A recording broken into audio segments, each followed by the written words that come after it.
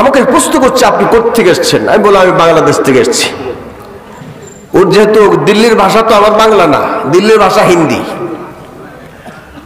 আমি এবার প্রশ্ন করলাম আপ কিয়া কাম করতে রহো, আপনি কি কাজ করতেছেন? আমার কাছে উল্টা পাল্টা মনে হচ্ছে। লোকটি আমাকে বললেন লনক পানছে দু চেজে পর মেরে শখ আমার জগ হেই, তার মানে ছোট্টবেলা থেকে দুইটা জিনিসের উপরে আমার খুব শখ এবং জগ।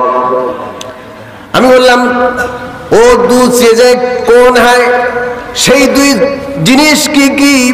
তিনি বললেন এক খেলনে কা দুসরা খানে কা, এক হলো খাওয়া দাওয়া করা আর এক হলো খেলাধুলা করা। এই দুইটি আমার ছোট্টবেলা থেকে শখ এবং জগ। আমার ভাইরা 2008 সালে যখন দেশে আসলাম, আসার পরে তথাকথিত এই দেশের একদল লোকেরা নির্বাচিত হলো, যে করে হোক না কেন তারা ক্ষমতায় গেল। আমার ভাইরা যাওয়ার পরে দেখলাম যিনি প্রধানমন্ত্রীর শপথ নিলেন তিনি দুইটা এজেন্ডা বাস্তবায়ন করতে চেয়েছিলেন। একটা এজেন্ডা হলো তথাকথিত জাতির পিতা নাম ধারণ করে এই দেশে 16টি বছর ধরে মানুষকে নির্যাতন করেছে, জোর করে জাতির পিতা নাম বলিয়েছে, এমনকি খলিফাতুল মুসলিমিন উপাধিতে ভূষিত করার জন্য চেষ্টা চালিয়েছে। বাংলাদেশের যতগুলো মসজিদ আছে প্রত্যেকটি মসজিদের ইমাম সাহেবদের কাছে নতুন খুতবা পাঠিয়ে দিয়েছিল। পরবর্তী তাদের ইচ্ছা ছিল প্রত্যেকটি খুতবায় যাতে করে জাতির পিতার নামে খুতবা হোক, এই পরিকল্পনা তাদের ছিল। এই কথা কি বুঝতেছেন আপনারা? আমার ভাইরা এমনকি বাইতুল মোকাররম থেকে খুতবা তৈরি করে সব জায়গায় মসজিদে মসজিদে পাঠিয়ে দেওয়া হয়েছিল, কারণ তারা মানুষকে ভুলাই দিতে চেয়েছিল জাতির পিতা ইব্রাহিম নয়, জাতির পিতা মুজিবুর রহমান। আমার মুসলমান ভাইরা তারা কথায় কথা জাতির পিতা একজনকে সাজিয়েছে, যাকে জাতির পিতা বানিয়েছিল, আর যাকে জাতির পিতা বানিয়ে মোড়ে মোড়ে রাস্তায় রাস্তায় ঘাটে ঘাটে দোকানপাটে এমনকি এমন কোন জায়গা নাই যেখানে জাতির পিতার মূর্তি তারা বানায় নাই। এত কিছু তারা করেছিল। দুইটা এজেন্ডা ছিল, একটা হলো তথাকথিত জাতির পিতার পূজা করা, আর দুইটা হলো এই বাংলার জমিন থেকে ইসলাম ধ্বংস করে দেওয়া। এই ছিল তাদের দুইটা এজেন্ডা। এই দুইটা এজেন্ডা বাস্তবায়ন করতে গিয়ে বাংলার জমিন থেকে এমন পালানি দিয়েছে গোটা পৃথিবীর ইতিহাসে 300 সংসদ সদস্য সহ প্রধানমন্ত্রী পালিয়েছে, এমন ইতিহাস বাংলার জমিন ছাড়া পৃথিবীর আর কোন দেশে নাই। ইতিহাস শুধু বাংলাদেশে রচনা হয়েছে। আমার মুসলমান ভাইরা এবার আমি আপনাদের সকলের কাছে জানতে চাই, বলুন তো আমাদের জাতির পিতার নাম কি? না হলো না, আওয়াজ আসতে হয়ে গেছে। ওই যে আগের কিছুটা সম্ভাবনা আমার মাঝে রয়ে গেছে। আবার যদি বলুন আমাদের জাতির পিতার নাম কি?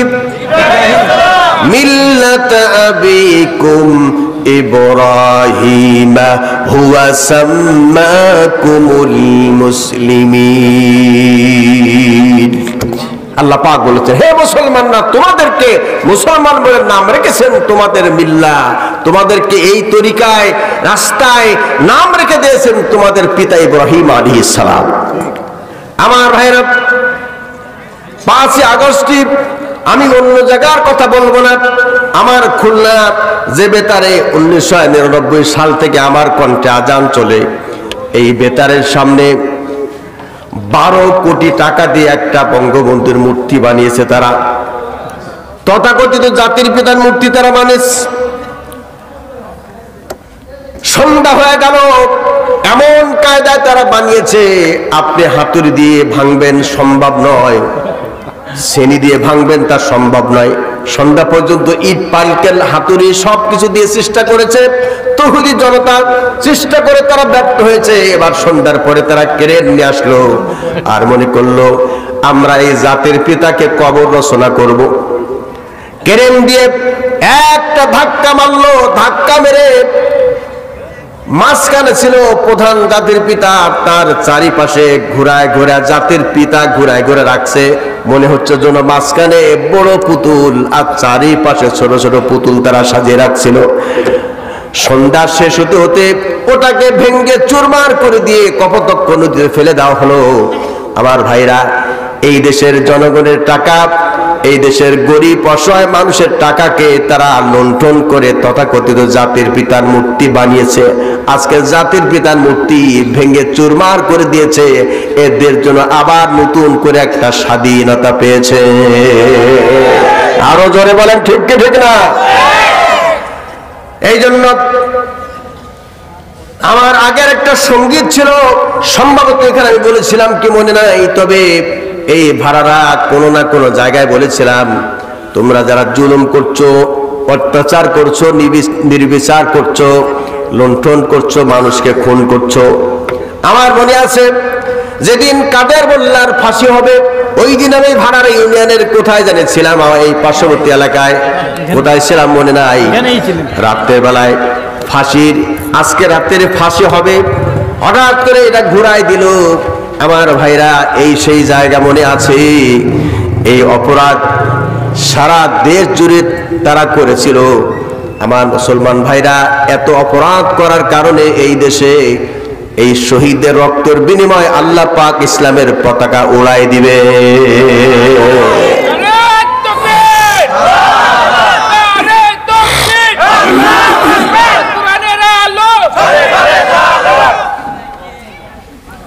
আমার মুসলমান ভাইরা,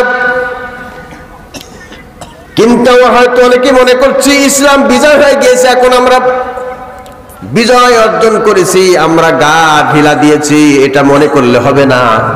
ইসলাম কিন্তু বিজয় হয়নি, শুধুমাত্র আমরা একটু জালেমের হাত থেকে নিষ্কৃতি পেয়েছি মাত্র।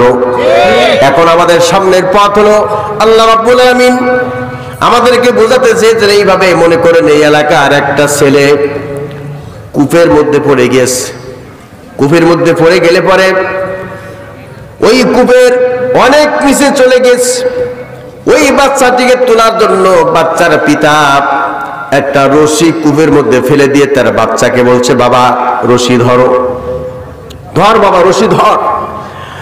বাবার কথা অনুপাতে ছেলে রশি ধরল, ধরার পরে এবার বাপ দাঁড়ায় উপরে দাঁড়িয়ে টান দিল, বাচ্চা উপরে উঠে আসলো।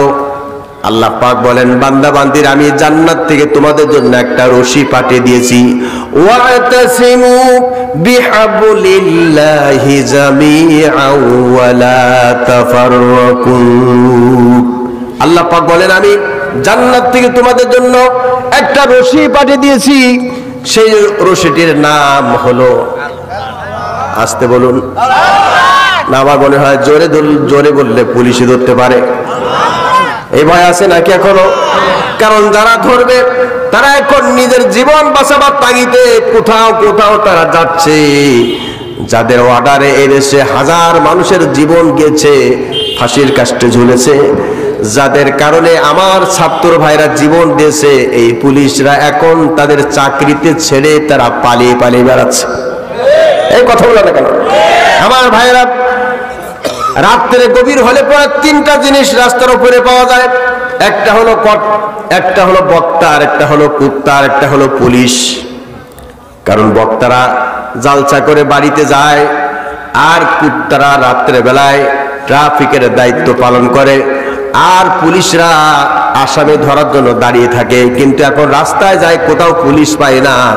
কারণটা হলো পুলিশ ওই সময় যত নিয়োগ পেয়েছিল অবৈধভাবে, আর তখন তাদের কানে কানে বলে দেওয়া হয়েছিল, যা চাও তা তোমাদের দেওয়া হবে, শুধু আমার ক্ষমতার জন্য স্থায়ীভাবে টিকে থাকে। এই জন্য পুলিশরা তারা সব কিছুর বিনিময়ে তাকে 41 সাল পর্যন্ত ক্ষমতায় টিকায় রাখতে চেয়েছিল, কিন্তু 41 সাল নয়, মাইকেল জ্যাকসন 150 বছর বেঁচে থাকার জন্য অভিপ্রায় ব্যক্ত করেছিল। তার যে বিছনায় ঘুমাতো, ঘুমানোর সময় 5 জন ডাক্তার তার বিছানা টেস্ট করত, খাওয়ার সময় 3 জন ডাক্তার তার খাবার টেস্ট করত, কারোর সঙ্গে হ্যান্ডশেক করার সময় হ্যান্ড গ্লোভ পরিধান করে মানুষের সঙ্গে হ্যান্ডশেক করত, কারণ মরণ যাতে না আসে, কোনো ভাইরাস যাতে ইফেক্ট করতে না পারে। এই জন্য মাইকেল জ্যাকসন বলেছিল আমি 150 বছর বাঁচবো। আমার ভাইরা, এত চেষ্টা করার পরও মাইকেল জ্যাকসন 150 বছর পুরাতে পারে নাই। 50 বছরের মধ্যে তার ইতি হয়েছে। এরা চেয়েছিল 41 সাল পর্যন্ত ক্ষমতা থাকবো। আল্লাহ পাক বলেন, ক্ষমতায় থাকার ইচ্ছা করলে তুমি থাকতে পারো না। আমি যাকে খুশি তাকে ক্ষমতা দেই, আর যাকে খুশি তাকে ক্ষমতা থেকে থাবা মেরে নামায়া যে দেশের প্রোডাক্ট সেই দেশে পাঠাই দিতে আমি আল্লাহ পাক আমার অমাবস্যা পূর্ণিমা লাগে না। মনে হয় আমার কথা বুঝতে একটু কষ্ট হচ্ছে আপনাদের। রাত তো অনেক লম্বা হয়ে গেছে, অনেক বেশি হয়ে গেছে। আমার ভাইয়েরা, রাত বেশি হলে আমাদের চোখে ঘুম ধরে। আল্লাহ তো ঘুমায় নাকি? তাও কথা বলে না, কোথায় আসলাম? রাত বেশি হলে আমাদের চোখে ঘুম আসে, আল্লাহ কি ঘুমায়? আরো জোরে বলতে হবে, আল্লাহ কি ঘুমায়? কোরআনে কারীম প্রমাণ করছে আল্লাহু লা ইলাহা ইল্লা হুয়াল হাইয়ুল কাইয়্যুম লা তাখুযুহু সিনাতু ওয়ালা নাওম। আল্লাহ হলেন তিনি যিনি ছাড়া কোনো ইলাহ নাই, উপাস্য নাই, আইনদাতা নাই, বিধানদাতা নাই। ঘুম তো দূরের কথা, কোন তন্দ্রাও তাকে স্পর্শ করতে পারেন না। তিনি কে? আসতে বললে হবে না তো বাবা। তিনি কে? আঙ্গুলটা উঁচু করে জোরে বলুন না, তিনি কে? আরো জোরে বলুন, তিনি কে? সেই আল্লাহ পাক আজও আগেও যেমন ছিলেন, এখনো তেমন আছেন, ভবিষ্যতেও তিনি আল্লাহ। সেই আল্লাহ রাব্বুল আলামিন আমাদেরকে কোরআন দিয়ে ধন্য করেছেন। আমার ভাইরা, আসুন এখন আমি সেই কোরআনে কারিমের ছোট্ট একটি সূরার উপরে আলোচনা করতে চাই। আমি কোনো ভূমিকা আরো লম্বা করব না, কারণ রাত অনেক বেশি হয়ে গেছে। এবার আমার সঙ্গে সবাই পড়ুন, বিসমিল্লাহির রহমানির রহিম। খুব জোরে পড়ুন, বিসমিল্লাহির রহমানির রহিম। ওয়াল আসরি ইন্নাল ইনসানা লাফি খুসর ইল্লাল্লাযীনা আমানু ওয়া আমিলুস সালিহাতি ওয়া তাওয়াসাউ বিল হাক্কি ওয়া তাওয়াসাউ বিস সাবর। সাদাকাল্লাহুল আযীম। কোরআনে কারীমের 103 নম্বর সূরা। সূরার নাম হচ্ছে সূরা ওয়াল আসর। কি নাম? সবাই বলুন না, সূরাটার নাম কি? সূরা ওয়াল আসর। ওয়াল আসর, কালের কসম, যুগের কসম, ইতিহাসের কসম। ইন্নাল ইনসানা লাফি খুসর, বেশক নিশ্চয় অবশ্যই প্রত্যেকটি মানুষ ক্ষতির মধ্যে পড়ে আছে। ইল্লাল্লাযীনা আমানু ওয়া আমিলুস সালিহাত ওয়া তাওয়াসাউ বিল হক ওয়া তাওয়াসাউ বিস সবর। নিশ্চয় ওই লোকগুলি ক্ষতির মধ্যে নাই যারা ঈমান এনেছে, নেক আমল করেছে, একে অপরকে হকের দাওয়াত দিয়েছে এবং একে অপরকে ধৈর্যের দাওয়াত দিয়েছে। এই হলো এই কোরআনে কারীমের 103 নম্বর সূরার সরল তরজমা। এখন আসুন তাফসীরে চলে যাই। তাফসীর কি? তাফসীর হচ্ছে, এর তাফসীরের বাংলা শব্দ অর্থ হচ্ছে খুলে দেওয়া, প্রকাশ করা, নতুন কিছু আবিষ্কার করা না, বরঞ্চ যা আছে সেটাকে আল্লাহর পক্ষ থেকে যে ইলমে ওহী এসেছে, ইলমে ওহীটাকে, এটা ঢাকা ছিল, ঢাকনা উল্টা মানুষকে বোঝানো। আল্লাহু আকবার বলেন। আমাদের দেশের তাফসীরটা ঠিক এরকম হয়। কষ্ট পাচ্ছেন না তো আপনারা? আমি বেশি লম্বা করব না, আমি সংক্ষিপ্ত আকারে বলে চলে যাব, কেননা এ কোরআনের তাফসীর করার মতো ইলম আমার নাই। আমি তো দূরের কথা, যিনি একটানা 53 বছর ধরে আল্লাহ পাকের কোরআন তাফসীর করে গিয়েছেন, তিনিও বলেছিলেন যে আমি এই কোরআনের ক্লাসের একজন ছাত্র। কে তিনি? যে কথা আমার মুরব্বী আকমাল সাহেব খুব সুন্দর করে বলেছেন আপনাদের সামনে। শুরুতেই তিনি বলেছেন যে তাফসীর নামক শব্দটি এদেশে আগে হয়তো দোয়ার মাহফিল, শোনেন, দোয়ার মাহফিল, ওয়াজ মাহফিল, ইসালে সোয়াব, কি এগুলো ছিল না? এই দেশে সর্বপ্রথম তাফসীর মাহফিল শব্দটি তিনি এনেছেন। তো আমাদের দেশে তাফসীর এখন আছে কি শুনেন, একজন তাফসীর করছে কুল হুয়াল্লাহু আহাদ আল্লাহুস সামাদ লাম ইয়ালিদ ওয়া লাম ইউলাদ ওয়া লাম ইয়াকুল লাহু কুফুয়ান আহাদ। খুব খেয়াল করে শুনবেন, কুল হুয়াল্লাহু আহাদ, হে নবী আপনি বলুন আমার আল্লাহ এক এবং অদ্বিতীয়। তর্জমা ঠিক আছে না? কথা বলুন না কেন, একটু কথা বলেন। তর্জমা ঠিক আছে তো? এবার তিনি বললেন আল্লাহ পাক এই পৃথিবীতে একজন নবী পাঠিয়েছিলেন, সেই নবীর নাম হলো মুহাম্মদ রাসূলুল্লাহ সাল্লাল্লাহু আলাইহি সাল্লাম। আর সেই নবীকে আল্লাহ পাক 4টা কন্যা সন্তান দিয়েছিলেন। তার কনিষ্ঠ কন্যা সন্তান ছিল ফাতিমাতুজ জোহরা। ফাতিমাতুজ জোহরাকে আল্লাহ পাক 2টা কলিজার টুকরা সন্তান দিয়েছিলেন। একজন ছিল ইমাম হুসাইন, আরেকজন ছিল ইমাম হাসান। ইমাম হুসাইন কারবালার ময়দানে শহীদ হলো। এখন আমি কারবালার বর্ণনা আপনাদের সামনে উপস্থাপন করব।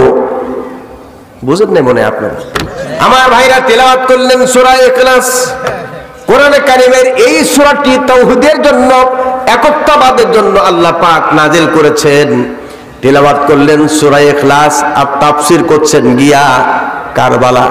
বুঝতেছেন আমার ভাইরা? তাফসীর করতে গেলে তার মধ্যে প্রথমত 5টি জ্ঞান লাগবে। উপস্থাপন করার জন্য 5টি জ্ঞান লাগবে। প্রথম জ্ঞান হলো তাফসীর করতে গেলে তার কোরআনে কারীম সহিহ তেলাওয়াত লাগবে। কি লাগবে? তাফসীর করতে গেলে প্রথম যে জিনিসটা সেটা কি? সহিহ তেলাওয়াত। এই তেলাওয়াত সম্পর্কে আল্লাহ পাক বলেছেন নরাত্তিলিল কুরআনা তারতিলা। সহিহ শুদ্ধভাবে তেলাওয়াত করতে আল্লাহ পাক ফরজ নির্দেশনা জারি করেছেন। 2 নম্বর, তাফসীর করতে গেলে এই যে তেলাওয়াত করা হয়েছে, তেলাওয়াতের সরল তরজমা। সরল তরজমা হলো তৃতীয় জিনিসটা লাগবে হলো সরল তরজমা। পরে এবার লাগবে হলো শানে নুজুল। কোন প্রেক্ষাপটে, কোন দিক দিয়ে আল্লাহ পাক এই সূরা বা আয়াত নাজিল করেছেন। কিন্তু এই বক্তা যিনি সূরা ইখলাস তিলাওয়াত করলেন আর গিয়ে কারবালা গিয়ে ঠেকায় গেলেন আমাদের দেশে এই ধরনের তাফসীর শোনার জন্য, এই ধরনের ওই যে গুজবে কান দেওয়ার জন্য, গল্প শোনার জন্য মানুষেরা পাগল পারা হয়। এর নাম তো তাফসীর নয়, কারণ এ তাফসীর করার মতো যোগ্যতা আল্লাহ পাক যাকে তাকে দেয় না। আল্লাহ পাক বলেছেন কুল্লাউ কানাল বাহরু মিদাদাল লিকালিমাতি রাব্বি লানাফিদাল বাহরু ক্বাবলা আন তানফাদা কালিমাতু রাব্বি ওয়ালাউ জি'না বিমিসলিহি মাদাদা। আল্লাহু আকবার বলেন। আল্লাহ পাক বলেন হে নবী আপনি বলুন আমার রবের কালামের ব্যাখ্যা লেখার জন্য तमाम পৃথিবীতে যত সাগর সমুদ্র পানি আছে এগুলো যদি কালিতে পরিণত হয়, আর तमाम পৃথিবীতে যত গাছ আছে গাছগুলো যদি কলমে পরিণত হয়, আর तमाम পৃথিবীর মানুষ যদি এই সাগর সমুদ্রের পানিকে কালিতে পরিণত করে লিখতে থাকে এই গাছ নামক কলম দিয়ে, গাছ ফুরিয়ে যাবে আর সাগরের পানি বা কালি ফুরিয়ে যাবে। আমার রবের কালামের ব্যাখ্যা লিখে কেউ শেষ করতে পারবে না। এই হলো আল্লাহ পাকের সেই কোরআন যা ব্যাখ্যা লিখে বলে কেউ শেষ করতে পারবে না।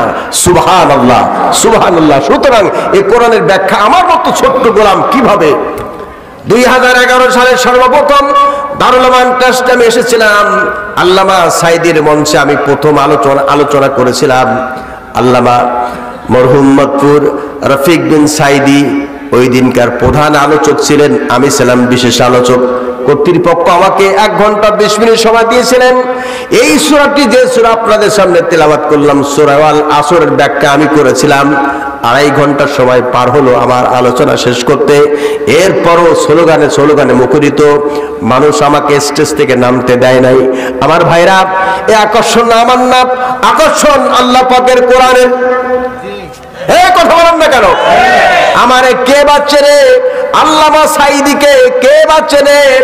আল্লামা সাঈদী সারা পৃথিবীর মানুষের কাছে হৃদয়ের স্পন্দন হয়েছে এই কোরআনের দাওয়াত দেওয়ার কারণেই।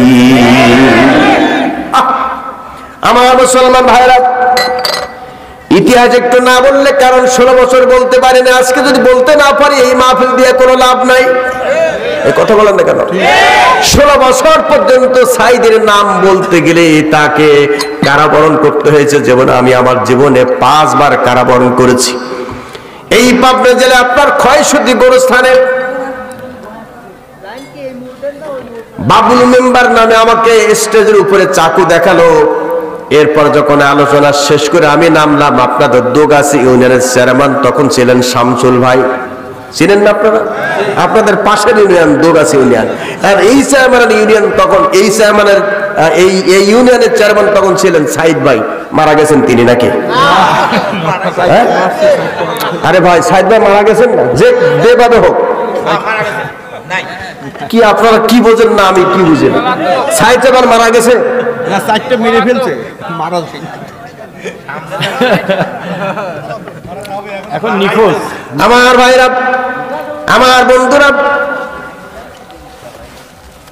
ওই মাহফিল করে যখন আমি নামছি, নামার পরে শামসুল ভাই আমার ডান পাশের বাজু ধরেছেন। আর ওই এলাকার একজন মিলিটারি ছিল, সৌদি আরব থাকে, রাতের তারা ফ্লাইট ছিল, কিন্তু যে কোনো কারণে ফ্লাইটটা মিস হয়েছে। তিনি মনে করলেন জালসা তাহলে শুনে যায়। জালসা শুনে যাওয়ার সময় এই পরিণতি দেখে তিনি আমার বাম পাশের বাজু ধরলেন, ধরে আমাকে নিয়ে যাচ্ছেন।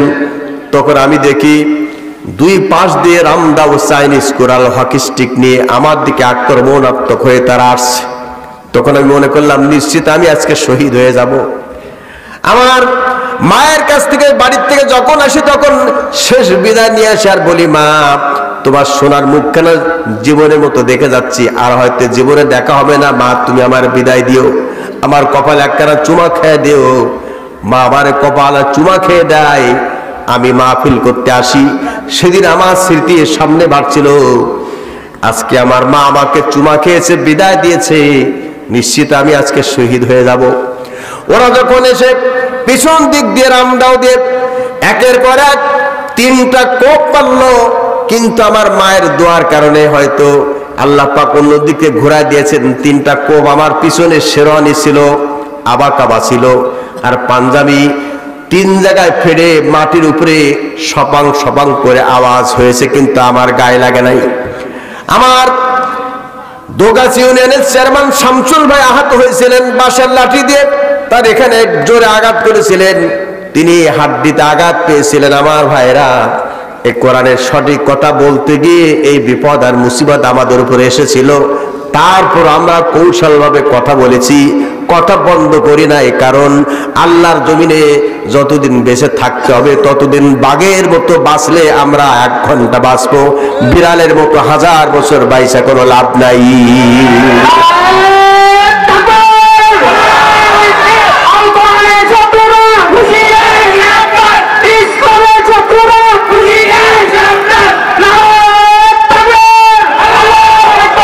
আমার ভাইয়েরা, এই বাংলাদেশে কোন পীর সাহেবের মাহফিল বন্ধ হয়েছে ইতিহাস আপনাদের জানা আছে কিনা আমি জানি না। আমার প্রতিবেশী রাষ্ট্র ভারত থেকে ফুরফুরার পীর সাহেবরা আসে, জোনপুরীর পীর সাহেবরা মাহফিল করে, তাদের মাহফিলে কোনো বাধা নাই।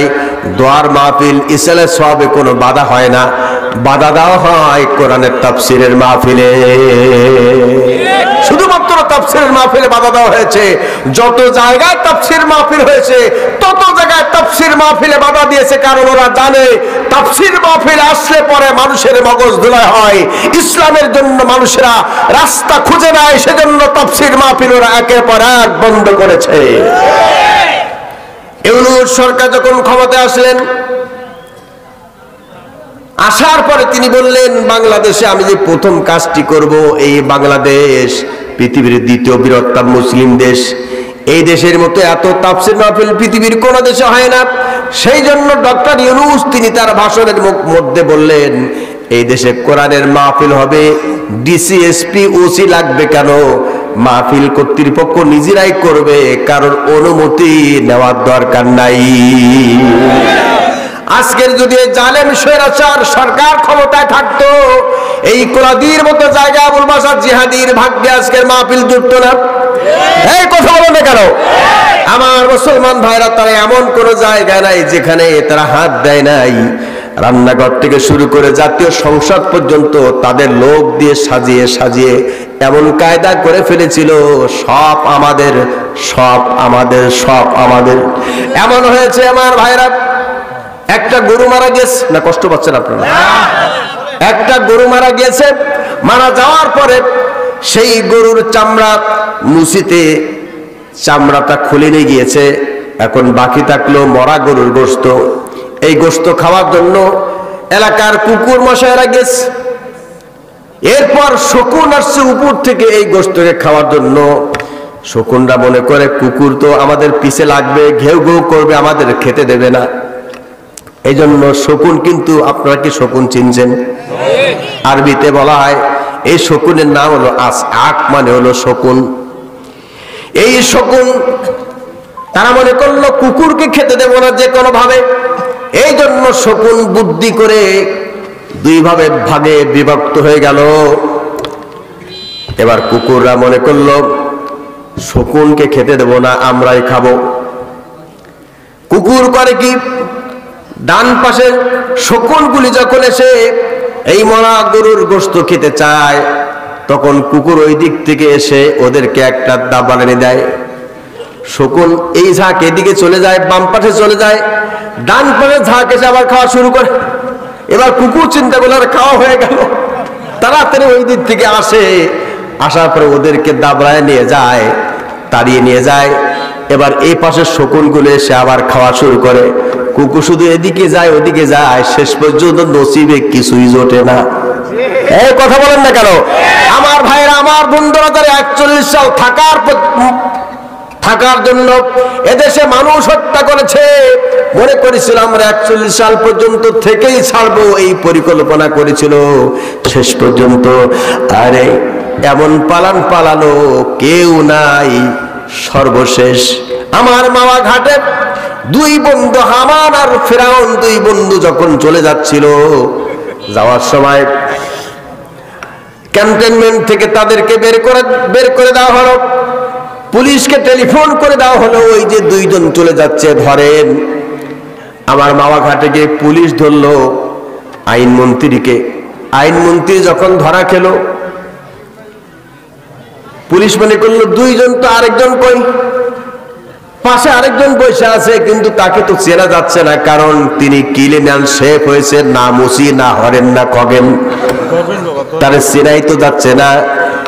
আনিসুল হককে যখন ধরে নিয়ে যাচ্ছে, তিনি বললেন, ও পুলিশ ভাইরা, আমাকে নিয়ে যাচ্ছেন ঠিক আছে, তবে আমার বন্ধু হামানকে কেন রেখে যাচ্ছেন? আমার বন্ধুরা, এই দেশে পদ্মা সেতু বানাতে যত হাজার কোটি টাকা খরচ না হয়েছে, তার থেকে বেশি টাকা এদেশে 18 থেকে 19টা ব্যাংক থেকে লুট করে এদেশে টাকা গাড়ি বাড়ি করেছে, আর বিদেশেও টাকার গাড়ি বাড়ি জমিয়েছে। দরবের বাবা শেষ পর্যন্ত ধরা খেয়ে, তার নাম হলো সালমান এফ রহমান। ছিলেন না আপনারা? কি সুন্দর দাড়ি, আহারে এসেছে বলেছে, এ সুন্দর কথা বলতেন, আর সমস্ত বুদ্ধি পরামর্শ দিয়ে সারা জীবন এই দেশে কুত্তার মতো করে খেতে চেয়েছিল, কিন্তু শেষ পর্যন্ত কুত্তার নসিবে কিছু হয় নাই। ভুখা না খাওয়া অবস্থায় যেমন কুত্তা রাত গুজার করেছে, ঠিক এই দেশে সত্য পালিয়ে যাওয়া তাদের অবস্থা এরকমই হয়েছে। এখনো নাকি তারা